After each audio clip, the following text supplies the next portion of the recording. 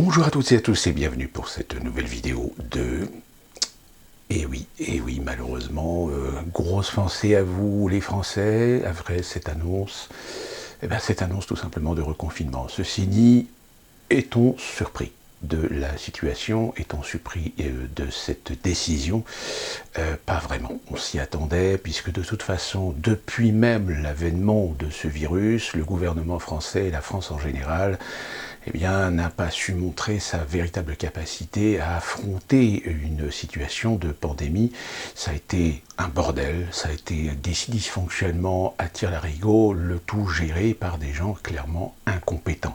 Et le pire dans l'histoire, c'est que même si dans mes vidéos, je vous ai relaté ce que d'autres ont pu vous relater aussi, sur des incohérences, sur des incompréhensions, sur des manques de décision, voire des manques de courage, à un moment donné, à dire les choses telles qu'elles sont, et bien aujourd'hui, encore une fois de plus, on est en face d'une situation qui déjà n'était pas au mieux de sa forme, mais là va être carrément encore pire. Pourquoi? Tout simplement parce qu'évidemment, quand on annonce déjà des couvre-feux dans un certain nombre de villes, ce qui a légitimement inquiété un grand nombre d'acteurs économiques locaux qui déjà avaient beaucoup de mal à essayer de redresser la pente suite au confinement de avril et mars-avril, et un petit peu mai, puisque je crois que c'est à partir de la mi-mai qu'on a commencé à redéconfiner. À déconfiner, pardon. Je pense évidemment aux conditions sanitaires, aux restrictions qui ont fait que les activités n'ont pas pu reprendre à la normale, et donc avec des conséquences aussi économiques. Quand on pense aux restaurants qui, pendant pas mal de temps, ont été obligés que de travailler en extérieur, et qu'en intérieur, il fallait respecter la distanciation, il fallait investir dans du matériel sanitaire supplémentaire, les bars, même punition, distanciation, ce qui fait que ce soit les bars d'ailleurs ou surtout les restaurants, fonctionnaient avec la moitié de la capacité, avec la moitié du potentiel, c'est-à-dire finalement faire une croix sur la moitié du chiffre d'affaires que d'ordinaire un restaurateur pourrait faire. Les cinémas, j'en ai suffisamment parlé, pareil, aujourd'hui les cinémas vont refermer alors qu'ils étaient plus ou moins vivotants, avec un cinéma français qui essayait de sortir un certain nombre de films qui ont été décalés, d'autres qui ont été gardés en place. Je pense à Dupontel par exemple, qui a sorti son film Adieu les cons, qui était une bouffée d'air, on va dire, pour les exploitants, et là, le coup près qui tombe, finalement. Je pense aussi au film de Maïwenn, qui sortait mercredi, qui finalement sera exploité qu'une seule journée, puisqu'à partir de ce soir, minuit, les cinémas vont refermer. Donc c'est un lockdown, c'est un confinement de nouveau en France. Alors, le paradoxe évidemment de la situation, c'est que contrairement à la dernière fois, on va autoriser un certain nombre de gens à continuer à aller travailler. Alors c'est évidemment le BTP par exemple. Le BTP est autorisé à continuer à fonctionner. Ce sont des entreprises de services, des entreprises de maintenance et certaines administrations, on va dire. Mais au final, tous ces gens qui vont continuer à travailler vont être obligés de se déplacer. Et je pense particulièrement aux grandes villes, où vous avez des gens qui ne se déplacent pas forcément en voiture et qui utilisent les transports en commun. Donc, quand on fait un confinement, c'est-à-dire qu'on est dans une situation où on veut essayer de limiter la progression d'un virus. Or, quand on continue ou quand on laisse continuer une activité professionnelle avec des gens qui vont continuer à circuler, surtout dans les transports en commun, on a vu ce qui se passe dans les transports en commun, je veux dire, les clusters, là-dedans, c'est 100% garanti.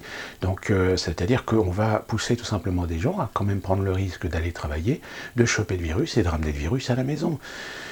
Enfin, il y a forcément là des incohérences qu'on ne comprend pas, mais de toute façon, où est-ce qu'on peut éventuellement trouver de la cohérence dans ce qui se passe aujourd'hui, quand surtout il y a quelque chose sur lequel, évidemment, on n'insiste pas trop pour éviter que les gens prennent conscience de ce fait, sur quelque chose quand même qui me paraît essentiel. Cette chose essentielle, c'est tout simplement l'État. L'État est censé posséder, est censé développer, est censé déterminer des protocoles par rapport aux différents risques existants. Et pour preuve que la France et un ensemble de pays font de la coordination, on va dire, pour établir des scénarios et de par ces scénarios d'avoir des réponses par l'intermédiaire de protocoles, je vous rappelle, au mois d'octobre 2019, vous avez eu une réunion pour travailler, étudier sur un scénario pandémique pour essayer d'élaborer ou améliorer des protocoles existants.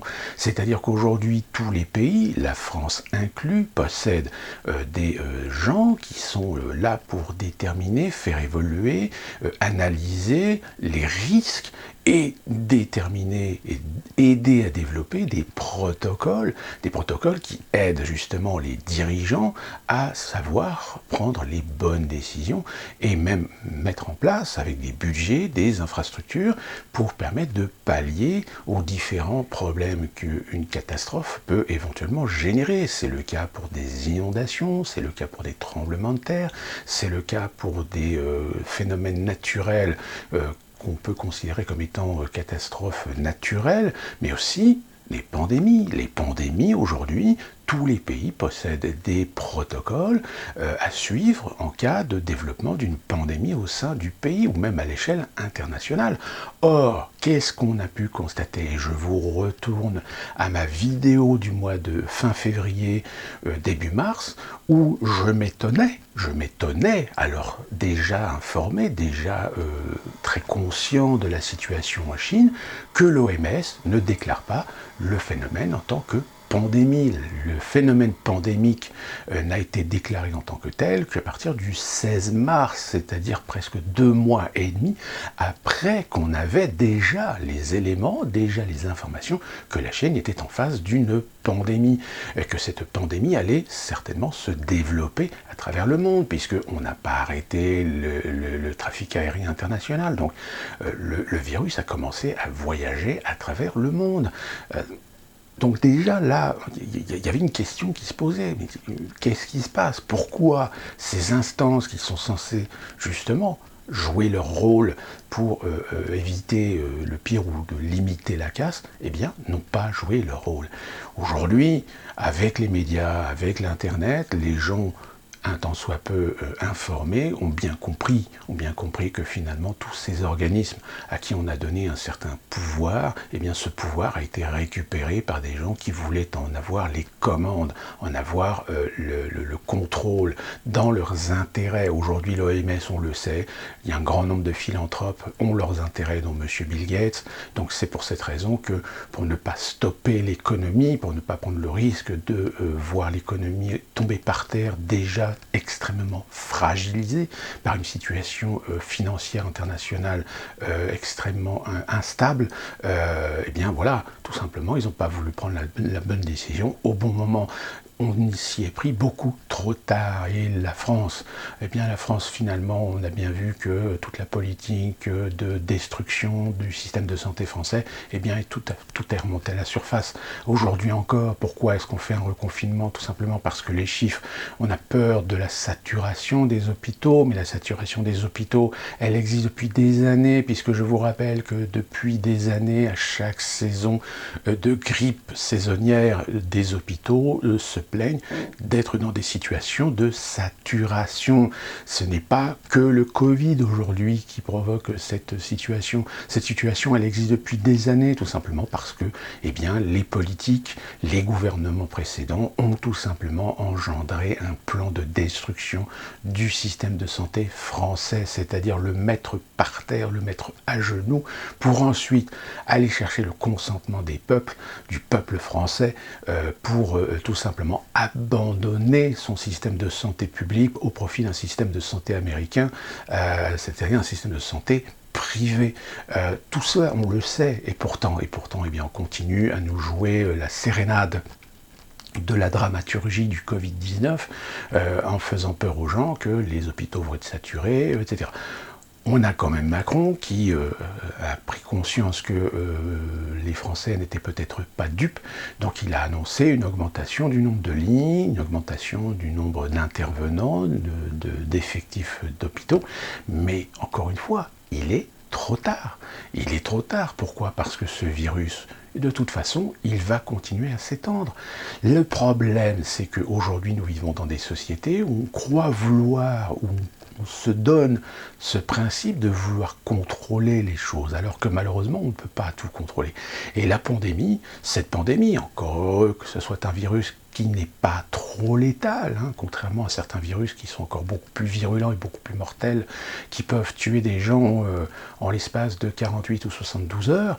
Là, on a un virus qui est létal, mais qui est létal à 95% pour des gens qui ont des pathologies fragiles. Sauf que, encore une fois de plus, on joue sur les arguments, on donne que la moitié des choses, on en omet un certain nombre pour aller dans le sens de ce que l'on veut faire véhiculer en matière d'information, en matière de conviction, en matière d'idéologie. Je rappelle, le professeur Raoul nous a bien informé avec des sources que sous l'argument de dire oui mais il n'y a pas que des gens de plus de 60 ans qui sont atteints et qui peuvent mourir du Covid, on a aujourd'hui des gens de moins de 60 ans qui décèdent aussi du Covid, sauf que ces gens-là ne disent pas ce qu'a dit le professeur Raoul, c'est que plus de la moitié de ces gens avaient des pathologies mortifères qui déjà les condamnaient à ne vivre que 1 ou 2 ans grand maximum. C'est-à-dire qu'on est déjà sur des tableaux où malheureusement c'est des tableaux de fatalité. C'est-à-dire que malheureusement le Covid ne fait qu'accélérer, je dirais, un phénomène qui aurait pu être tout à fait naturel sur du moyen terme, mais a réduit l'espérance de vie d'un certain nombre de gens à court terme. Alors je sais évidemment, le problème c'est qu'en réalité, la plupart des gouvernements, dont le gouvernement français, ne veulent pas prendre le risque, ne veulent pas prendre la décision de pratiquer tout simplement le processus de l'immunité collective, parce que dans ce cas-là, ça veut dire qu'on accepte le sacrifice. C'est-à-dire qu'au lieu de concentrer de la sécurité, de l'isolement, du confinement auprès des gens décrétés ou déterminés ou ciblés comme étant potentiellement sensibles, fragiles et avec un haut risque de mortalité à cause du virus, au lieu de laisser les gens finalement se refiler le virus, etc., pour justement créer cette immunité collective, malheureusement, on en est dans cette situation-là aujourd'hui en France où on va tout simplement flinguer l'économie, parce que là, de toute façon, qu'on soit bien clair, vous avez beaucoup de pans économiques qui ne se sont pas redressés du confinement du printemps, et là aujourd'hui, on fait tomber, je dirais, ironiquement, c'est un peu la publicité du fameux le rasoir Gillette, vous savez, le rasoir avec les 2 lames. Là, vous avez la 2e lame qui est en train de tomber sur l'ensemble des acteurs économiques français. Parce qu'évidemment, le gros problème économique, c'est ça, c'est le fait que si nous étions dans des situations économiques normales, c'est-à-dire avec des taux de croissance tout à fait acceptables, etc., peut-être qu'en effet, l'économie aurait pu s'en sortir, mais ce n'est pas le cas. Faut savoir que hier, vous avez les marchés sur Wall Street, vous avez le Nasdaq et le SP500 par exemple, qui se sont complètement péter la gueule, c'est-à-dire perdre 700 à 900 points en une seule journée, alors que pourtant, comme je vous l'avais annoncé dans une précédente vidéo, il avait été annoncé qu'un accord avait été trouvé pour retirer, faire de la planche à billets pour réinjecter des liquidités. Or là, ça n'a pas tenu quelques jours, là la confiance est complètement à l'ouest. Les conséquences économiques, évidemment, c'est que déjà, vous allez avoir beaucoup d'acteurs indépendants, des acteurs locaux, qui de toute façon, aujourd'hui, vont faire leur compte. C'est-à-dire que vous avez beaucoup de restaurateurs, beaucoup de bars, beaucoup de boîtes de nuit, beaucoup de commerces, petits commerces, comme on les appelle.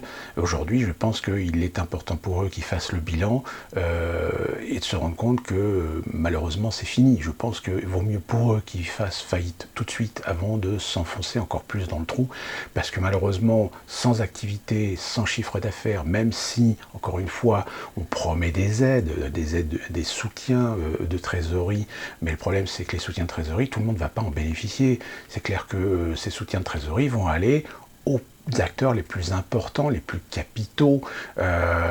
Donc vous allez avoir des petits commerces qui de toute façon vont être étudiés comme n'étant pas viables, n'étaient pas déjà viables avant la Covid parce qu'ils étaient déjà dans une situation relativement instable, une situation relativement difficile en matière d'activité avec des chiffres d'affaires qui sont quasiment en berne. Moi, je vous le dis, ces commerces-là, de toute façon, vous ne serez pas aidés. C'est-à-dire qu'on va vous laisser couler. Donc, autant que vous mettiez tout de suite la clé sous la porte avant de vous enfoncer encore plus dans le rouge, c'est le conseil que je vous donne. Parce que malheureusement, bah oui, tous ceux qui ont espéré réussir à sortir la tête du trou en se faisant des hypothèques, etc., oui, bah malheureusement, attendons-nous à ce qu'il y ait...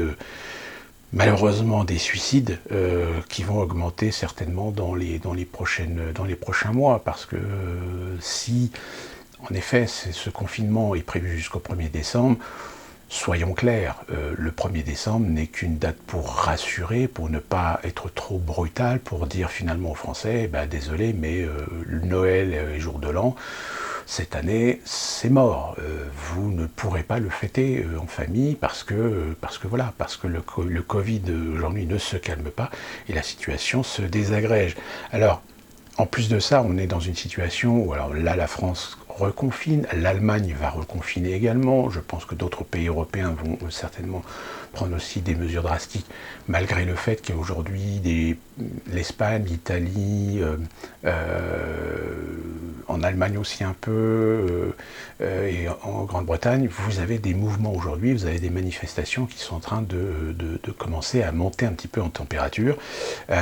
Mais avant donc l'annonce de reconfinement, on commençait déjà à faire des bilans, même si les bilans définitifs, bien évidemment, seront faits au 31 décembre, pardon. Pour la petite anecdote, je peux vous dire que déjà aux États-Unis, certaines entreprises n'attendront pas le 31 décembre pour voir les bilans et faire leurs calculs. Ils ont déjà fait leurs calculs. Beaucoup d'employés ne retourneront pas dans leur bureau. C'est-à-dire que là, les décisions sont prises, que ces salariés continueront à travailler définitivement chez eux. C'est-à-dire que les entreprises vont leur payer du matériel, vont leur payer des lignes de téléphone affectées, des lignes sécurisées Internet pour qu'ils puissent travailler en toute sécurité.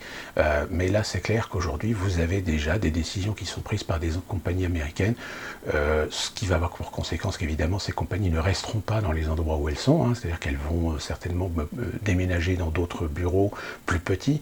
Je dirais même que certaines entreprises vont certainement prendre l'option de ne pas avoir leur propre matériel informatique et vont certainement tout simplement faire appel à des prestataires.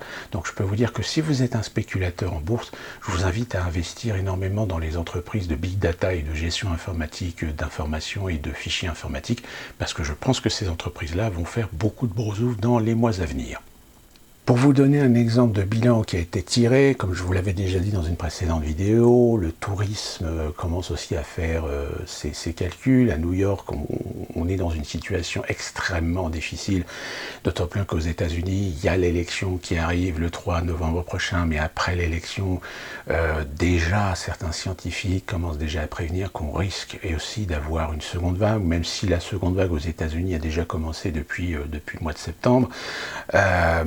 Vous avez par exemple le trafic aérien mondial aujourd'hui qui fait ses calculs et il a été déjà établi que par rapport à 2019, la perte de chiffre d'affaires réel est aujourd'hui de 66%. Et on table déjà, c'est-à-dire le chiffre d'affaires des compagnies aériennes sera encore en baisse de 46% en 2021 par rapport à 2019. C'est-à-dire que là, si vous faites 66% en moins sur l'année 2020, plus un budget d'une baisse de 46% sur l'année 2021, on est en l'espace d'un an, d'un peu plus d'un an, de 100%, de plus de 100% de perte d'activité sur les compagnies aériennes. Donc vous comprenez bien qu'il y a des compagnies qui, à mon avis, vont fermé. Déjà, certaines ont fait faillite, mais d'autres grosses compagnies aujourd'hui vont se retrouver dans des situations extrêmement difficiles, voire insurmontables. Vous avez déjà des grandes compagnies telles que Air France, telles que Lufthansa, telles que British Airways, qui ont déjà supprimé un certain nombre de lignes journalières qu'elles assuraient sur des lignes grand courrier. Donc là, en effet, on est dans un processus de véritable changement du système du transport aérien qui va être obligé évidemment de complètement se réinventer sur ce point. Un autre secteur également qui a été touché, c'est évidemment les croisières. Vous avez actuellement au large des côtes britanniques, comme dans un certain nombre d'endroits, des ferries, des paquebots qui sont ancrés dans les baies ou au large des côtes pour ne pas devoir être obligés de mettre leur bateau à quai et de devoir payer évidemment les taxes des ports. Eh bien, ils laissent à l'abandon. Pas totalement à l'abandon, puisqu'il y a quand même un personnel minimum qui est assuré à l'intérieur des bateaux pour éviter justement que des petits malins s'amusent à monter sur les bateaux pour faire du pillage, pour voler ou détériorer.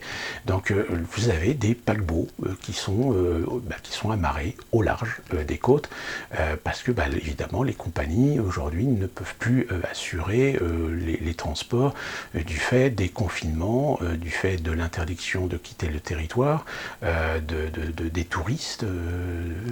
Donc voilà, on en est là. Là aussi, il y a véritablement un bilan qui va être catastrophique sur les pans économiques à la fois du transport, mais aussi du tourisme.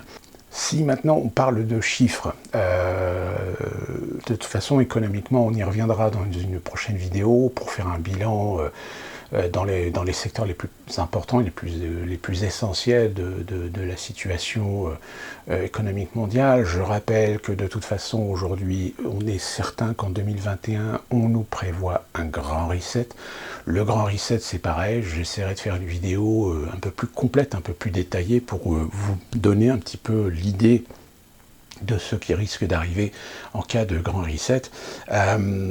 Je vais continuer sur les chiffres. Je vais vous donner des chiffres qui sont un petit peu plus complets pour vous donner un ordre d'idée et bien conforter l'idée qu'on est en face d'un virus qui n'a pas un taux de létalité très énorme, même si, encore une fois, sa véritable problématique, c'est qu'on n'a pas de vaccin. On n'a pas de vaccin, on n'a pas de traitement, même si, encore une fois, chacun y va de son produit, de son conflit d'intérêts contre l'hydroxychloroquine, par exemple, qui, je rappelle, Sanofi a décidé d'arrêter de livrer le docteur Raoul, et le docteur Raoul qui, aujourd'hui, est complètement dépité parce qu'il se dit mais le monde devient fou. Oui, il a tout à fait raison, le monde devient fou. Parce que si on avait été vraiment dans un état d'esprit de pure santé publique, de santé mondiale, on aurait pu trouver des solutions rapidement, on aurait pu soigner des gens en attendant d'avoir quelque chose de plus concret. Sauf qu'on a fait tout le contraire. On a fait tout le contraire. Pourquoi ? Parce qu'aujourd'hui, on s'est rendu compte que ceux qui sont à la tête du conseil, ceux qui sont à la tête de décisions, sont des gens qui ont des conflits d'intérêts avec des laboratoires privés qui défendent leurs intérêts de mettre en place un brevet sur lequel ils vont évidemment se faire énormément de brousouf. C'est-à-dire qu'aujourd'hui, le patient n'est plus un patient, mais un client. Je dirais même le patient est un produit d'appel, on va dire, pour permettre à tous ces laboratoires de se faire du pognon fou. Alors, en ce qui concerne les chiffres, je vais vous les donner.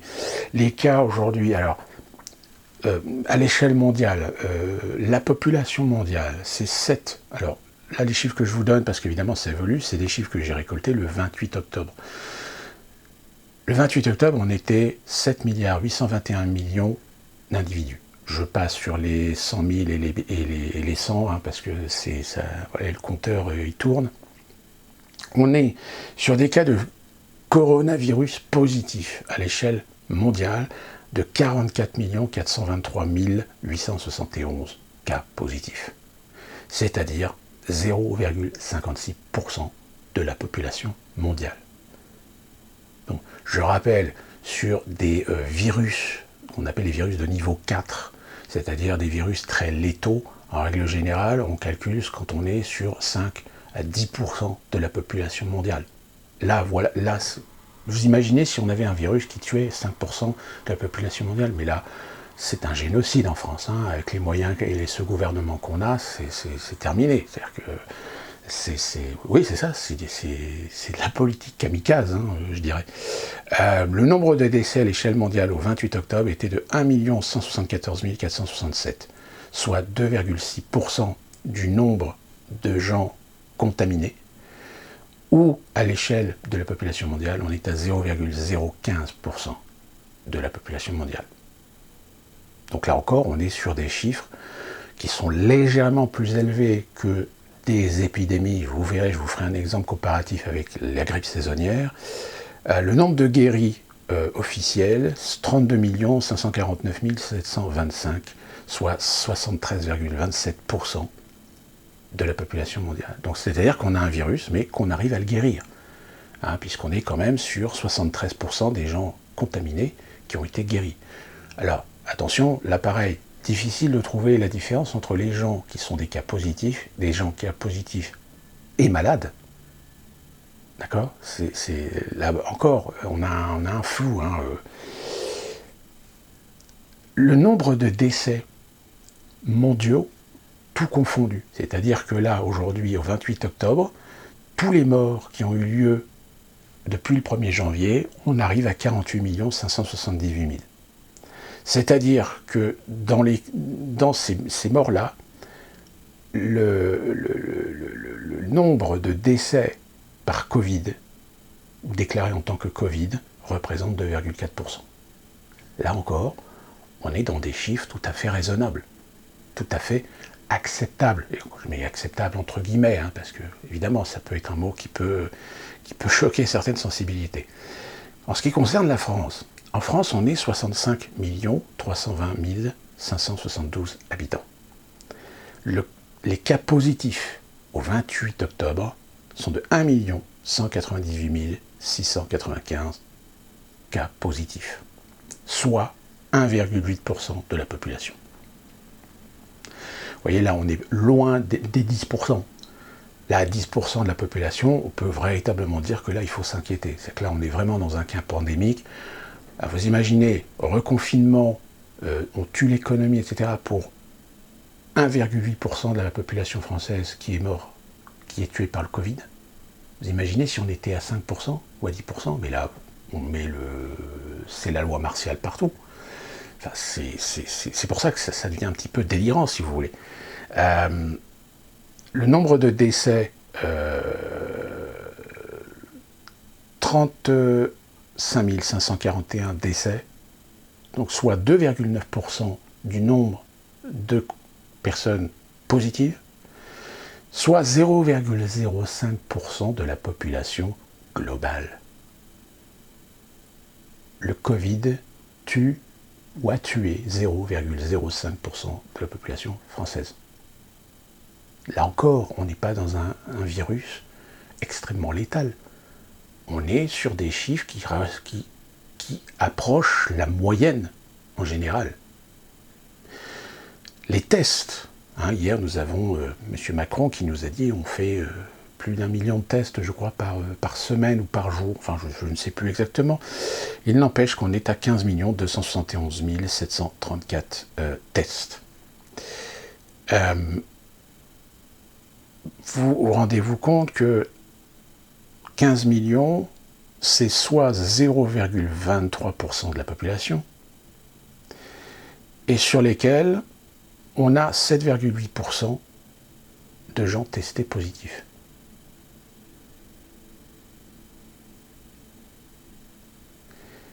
« 7,8% positifs sur 15 millions.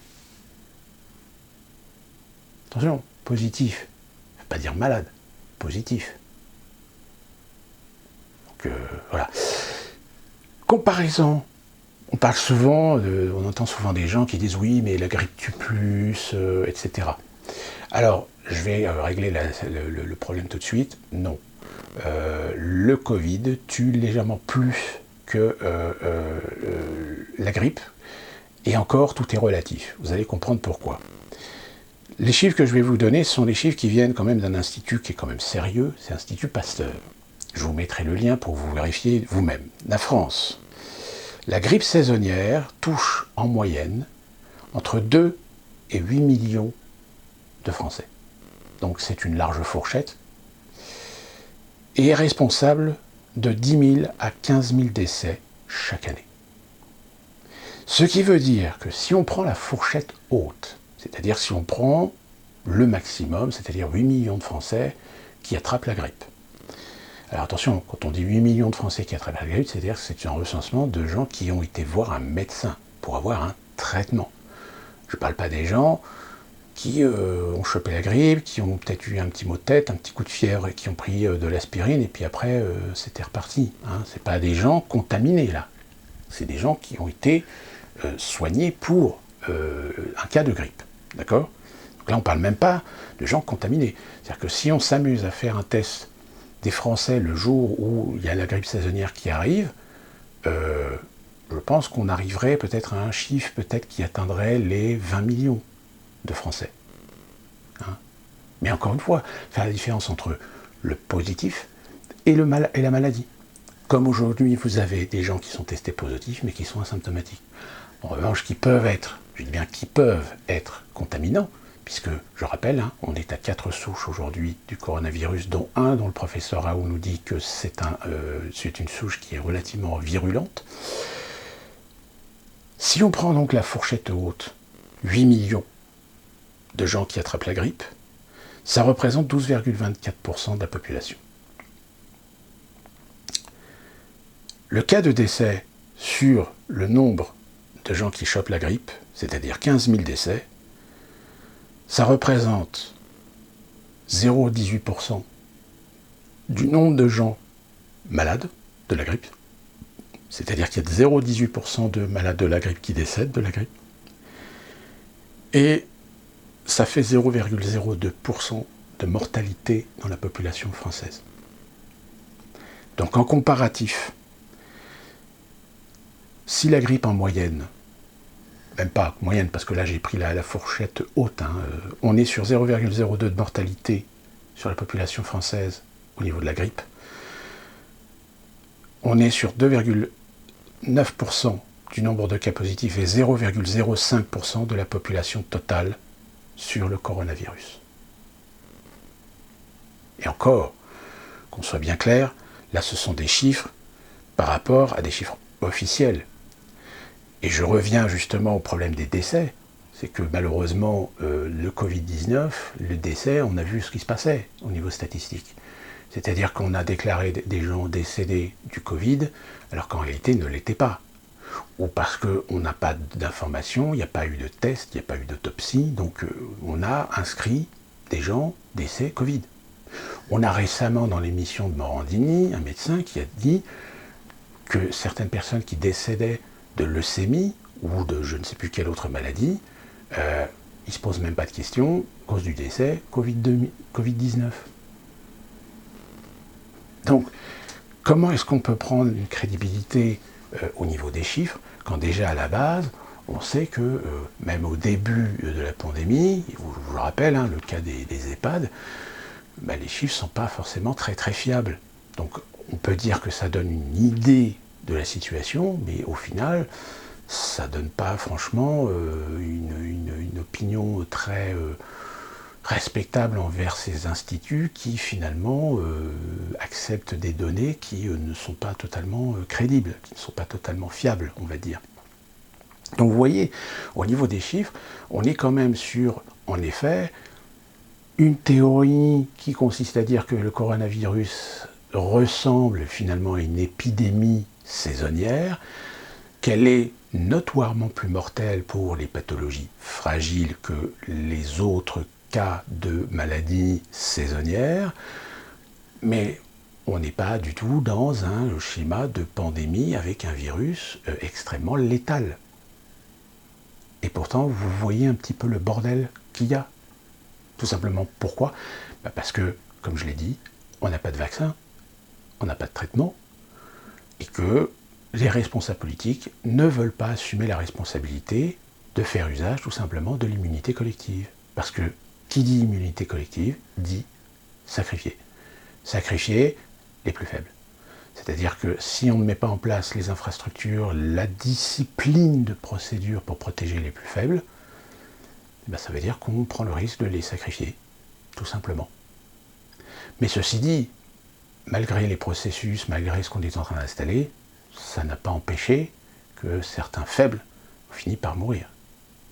Je rappelle qu'aux États-Unis, petite info pour vous, vous avez aujourd'hui un certain nombre de centres de maisons de retraite qui sont en train de virer des gens. Ils virent des gens parce qu'ils ont trop de personnel maintenant. Vous comprenez pourquoi ? Je rappelle que l'Argentine, ici, est confinée depuis 7 mois. Et pourtant, on voit qu'ils commencent aussi, eux aussi, à avoir une résurgence de cas Covid, alors qu'ils sont en confinement depuis 7 mois. Donc logiquement, le virus ne devrait pas circuler. Et pourtant, aujourd'hui, vous avez des gens à la télé qui vous expliquent, bah oui, mais le confinement, c'est le seul moyen de ralentir l'évolution du virus. Alors pourquoi est-ce qu'en Argentine, le virus est en train de reprendre ? Ou alors certains diront que là, les données sont fausses, qu'elles ne sont pas fiables. Alors dans ce cas-là, si on dit qu'elles ne sont pas fiables chez les uns, autant admettre qu'elles ne le sont pas chez nous.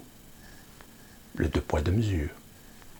Donc tout ça pour dire, et je vais terminer cette vidéo là-dessus, qu'on est véritablement dans une situation où je pense que vous qui regardez cette vidéo, que les choses soient bien claires dans votre crâne, l'avant, c'est fini. C'est-à-dire qu'on ne retrouvera pas le monde d'avant. Que là, aujourd'hui, on est en face de notre propre avenir, de notre propre situation personnelle, à entrevoir l'avenir sous un autre angle, sous une façon différente de voir les choses, pour éviter d'être surpris, pour éviter de se faire surprendre, pour éviter d'être pris au dépourvu de ce qui va se passer, de ce qui va évoluer. Ça veut dire quoi ? Ça veut dire que réfléchissez ce à quoi vous dépendez de votre travail, de votre situation professionnelle. Si vous êtes salarié, employé, si vous êtes cadre, si vous êtes un artisan, si vous êtes dans la profession libérale, si vous êtes un entrepreneur. Parce que l'année prochaine, il va y avoir des données qui vont vous tomber sur le coin de la cafetière. Autant tout de suite réfléchir, autant tout de suite penser, étudier, analyser les différents scénarios auxquels vous allez être confrontés et comment vous allez pouvoir réagir. Déjà, vous avez des gens qui l'ont compris et qui sont dans cet état d'esprit de se dire il faut quitter les grandes villes. Alors je sais, c'est facile à dire, peut-être pas facile à faire. Pourquoi quitter les grandes villes ? Eh bien tout simplement parce que sur cette situation de Covid, sur cette situation économique et sociale, s'incrémente aujourd'hui une montée d'insécurité. Aujourd'hui, 29 octobre, on a appris, et on s'y attendait, puisque il y a 48 heures, j'avais publié une alerte comme quoi les polices nationales et les préfets avaient été prévenus d'un haut risque d'attentat suite à la tension qu'il y a actuellement entre la France et la Turquie, suite aux tensions nées de ces caricatures qui sont remontées à la surface suite à la mort de Samuel Paty. Et bien aujourd'hui, on a appris qu'il y en a qui ont été joués du couteau dans une église à Nice, que quelqu'un a joué du couteau à Avignon, et que, je crois, un consulat en Arabie Saoudite également. Donc des attaques contre des Français bien ciblés, qui rajoutent, une fois de plus, des tensions communautaires, parce que là, encore une fois de plus, les Français sont sous pression, les Français subissent depuis maintenant 1 an une multitude de coups dans la figure, et vient se rajouter aujourd'hui une remontée de l'islamisme et de ces fanatiques de Dieu qui s'autorisent de jouer les djihadistes du dimanche. Quand vous regardez tout ça, qu'est-ce que vous croyez ? Vous croyez qu'on va revenir au temps d'avant ? Vous croyez qu'on va revenir tranquillement à votre petite vie quotidienne, à votre train-train habituel, parce que les prix vont augmenter, parce qu'on s'endette, parce qu'on met plus de dettes, toujours plus de dettes sur vos têtes. Détérioration, destruction des États-nations, on y est. Et le grand reset, parce que le grand reset, moi je commence à regarder un petit peu ce qui est prévu, je peux vous dire que ça va faire très très très mal. Il y en a qui vont rester sur le carreau. Si vous croyez être encore en sécurité, économiquement, socialement, je vous le dis, tout net, droit dans les yeux, attention vos fesses. Hein, de toute façon, je prévois une vidéo là-dessus pour essayer de bien vous clarifier la tête et l'esprit sur la chose, mais préparez-vous, je vous le dis, en toute sincérité, en toute amitié, préparez-vous, parce que les choses vont empirer et les choses ne reviendront pas à la normale. Pas tout de suite. Sur cette note de pessimisme, j'aimerais bien pouvoir être un petit peu plus optimiste. Être optimiste, c'est quoi? C'est essayer de relativiser, hein, pour essayer d'éviter de trop tomber, de trop sombrer dans le défaitisme. Moi, je suis relativement... je suis quelqu'un d'assez calme de nature et je relativise de façon objective. Donc, je dis, tant qu'on a la santé et tant qu'on n'est pas à la rue, autant se préserver, autant se prémunir et faire attention. Moi, j'ai la chance de vivre dans un endroit qui a encore de l'activité économique, même si l'élection présidentielle va avoir forcément des conséquences. Mais moi, je suis loin des grandes villes. Je suis loin de la turpitude des métropoles américaines qui, de toute façon, elles aussi, vont subir à la fois le contre-coup de l'élection et le contre-coup du Covid. Mais pour ce qui concerne la France, eh bien, si vous habitez dans des petits villages, dans des petites villes où l'activité économique peut encore réussir à s'en sortir, peut encore réussir à survivre parce que vous avez des producteurs locaux, vous avez des exploitants locaux, vous avez de la distribution locale, etc. Je pense que ces secteurs économiques vont pouvoir continuer à tourner même pendant le confinement. Par contre, dans les grandes villes,